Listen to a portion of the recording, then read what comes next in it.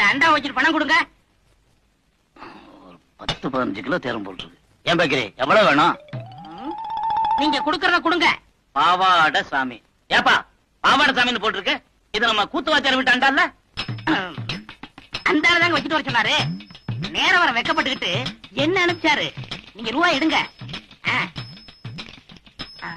இந்த விஷயம் நம்மளுக்குள்ள இருக்கட்டும், வேற யாருக்கும் தெரிய வேணாம்.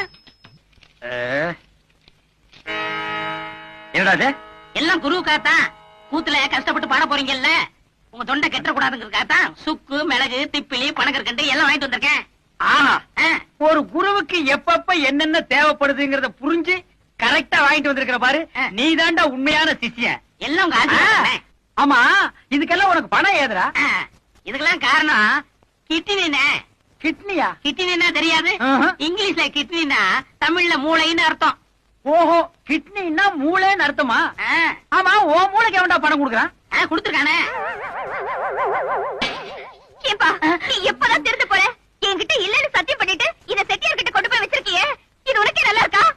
குருவே, எனக்கு அவசரமான வேலை இருக்கு, போயிட்டு வந்துட்டுமா? இவன் ஒருத்த இன்னும் சாதகமே ஆரம்பிக்கல.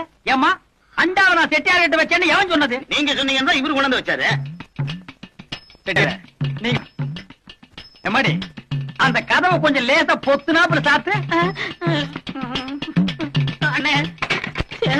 இவ்வளவு தானே பாக்கி. ஏண்டா என் வீட்டு அண்டாவை அடகு வச்சு எனக்கே திப்பனி கல்கண்டு வாங்கி கொடுக்குறேன். உக்காடி சிகரெட், அதுவும் சாதாரண சிகரெட் நீங்க குடிக்க மாட்டீங்க. பிரிச்சு